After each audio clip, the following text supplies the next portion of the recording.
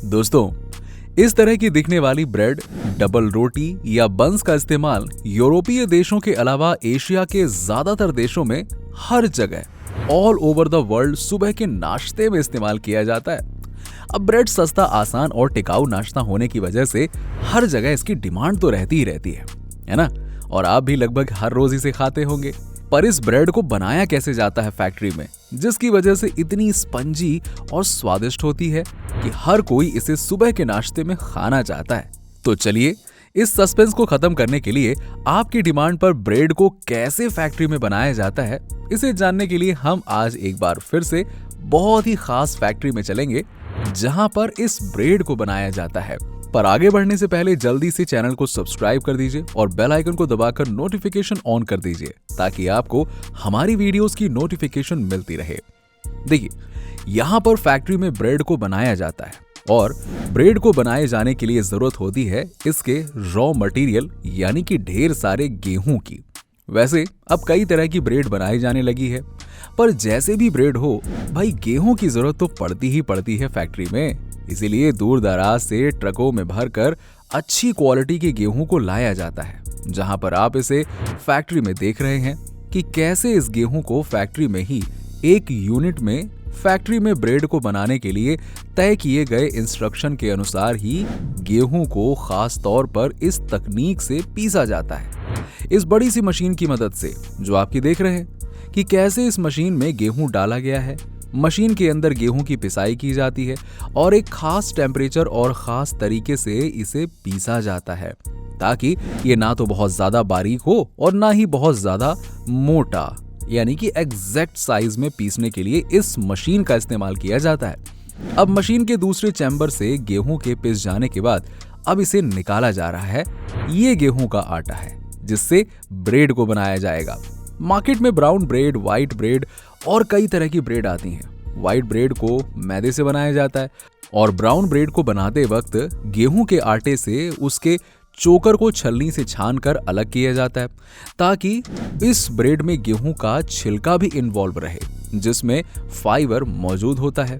अब आटे को तैयार कर लेने के बाद फैक्ट्री की दूसरी यूनिट, जहां पर इस आटे की मिक्सिंग प्रोसेस की जाती है, यहां पर इस बड़ी सी मशीन में आटे को डाल दिया जाता है और उसके साथ में मिलाया जाता है कुछ मात्रा में ईस्ट और गर्म पानी।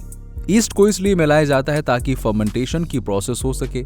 फर्मेंटेशन की प्रोसेस की वजह से ही ब्रेड स्पंजी और सॉफ्ट होती है और ईस्ट को मिलाने के कुछ देर तक इसे ऐसे ही छोड़ दिया जाता है ताकि इसमें फर्मेंटेशन हो सके। फर्मेंटेशन हो जाने के बाद इसमें नमक और शक्कर भी मिला दिया जाता है और मिक्सिंग मशीन में काफी देर तक मिक्स किया जाता है। अच्छे से मिक्स हो जाने के बाद अब बड़ी सी मशीन के दूसरे हिस्से से गूंदे हुए आटे को बाहर निकाल लिया जाता है। ये काफी बड़ी मात्रा में होता है। देख रहे हैं ना दोस्तों, इतने आटे को तो शायद आप पूरी की पूरी दावत के लिए रोटियां पका सकते हैं। पर अभी इस तरह से कुछ और आटा गूंदा जाएगा।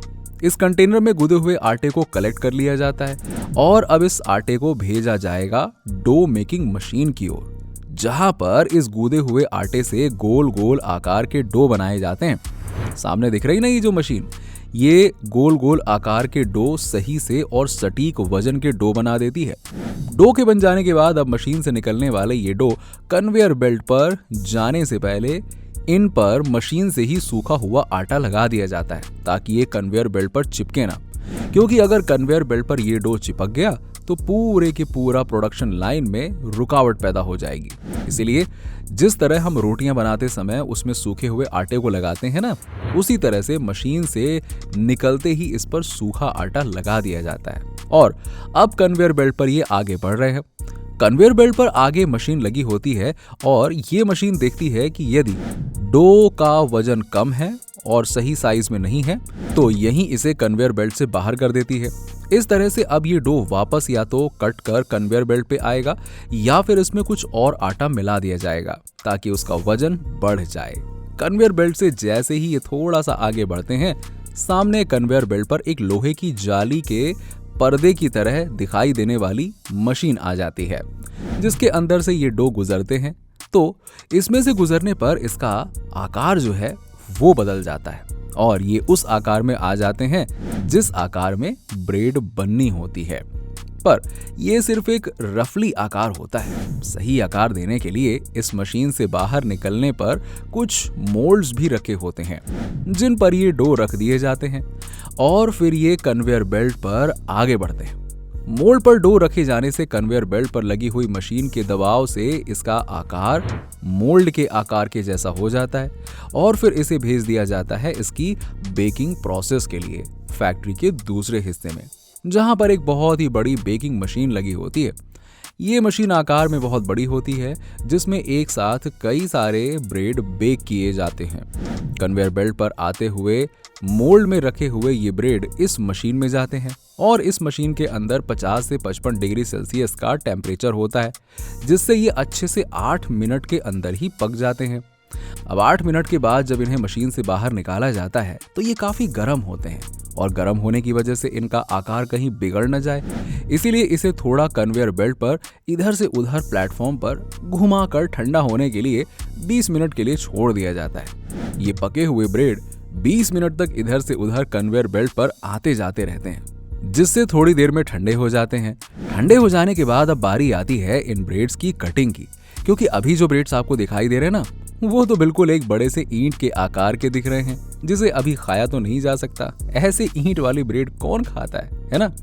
अब इन ब्रेड की स्लाइसेस को तैयार किया जाएगा ताकि आप इन्हें अच्छे से पकड़कर खा सकें। इन स्लाइस को तैयार करने के लिए इन ब्रेड्स को एक ऑटोमेटिक कटिंग मशीन की ओर कन्वेयर बेल्ट की मदद से भेजा जा रहा है।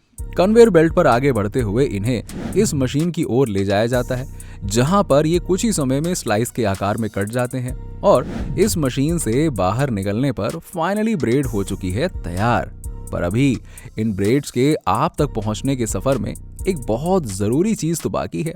जी हाँ, अभी इन ब्रेड्स की पैकेजिंग वो नहीं की गई है और बिना पैकिंग के इन्हें आप तक पहुंचाया कैसे जा सकता है? ना ही ये सुरक्षित रह पाएंगे और ना ही इनका स्वाद सही से बना रहेगा।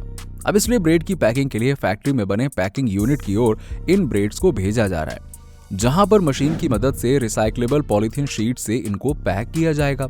यहाँ पर मशीन में लगी हुई प्रिंटेड पॉलीथीन शीट्स को आप देख रहे हैं ना, जो फटाफट इन ब्रेड्स को इन पॉलीथीन शीट से रैप कर दे रही है। ये मशीन फुल्ली ऑटोमेटिव है और जिसमें केवल डेटा को कंप्यूटर पर चढ़ाया जाता है। बाकी ये मशीन रैपर को उसी डेटा के आधार पर फटाफट पैक कर देती है। पर कई फैक्ट्रीज में पैकिंग का ये काम हाथों से भी किया जाता है। इसी मशीन में एक्सपायरी डेट को प्रिंट करने वाली मशीन के दूसरे हिस्से भी लगे होते हैं, जो इस ब्रेड के रैपर में एक्सपायरी डेट को भी प्रिंट कर देते हैं, ताकि आप लोगों को ये पता चल सके कि इस ब्रेड को कितने समय तक खाया जा सकता है। अब इस काम के कंप्लीट हो जाने के बाद अब ये ब्रेड पूरी तरह से बनकर हो चुकी है तैयार और आप तक पहुंचने के लिए ट्रक पर इसे लोड कर दिया जाता है, ताकि ये जल्दी से आप तक पहुंच सके और आपके सुबह के नाश्ते में शामिल हो सके। वैसे दोस्तों, इन ब्रेड्स को तो आप अक्सर मक्खन के साथ टोस्ट बनाकर खाते ही होंगे, पर आपने इस तरह के बंस को भी देखा होगा, जिसके ऊपर कुछ इस तरह की गार्निश किए हुए तिल या फिर ड्राई फ्रूट्स दिख रहे होंगे, है ना? इन बंस की डिमांड भी मार्केट में ब्रेड से कम नहीं है। ये ब्रेड से थोड़े महंगे होते हैं और इनकी डिमांड भी लगातार बढ़ती जा रही है, इसीलिए इन्हें भी फैक्ट्री में बनाया जाता है।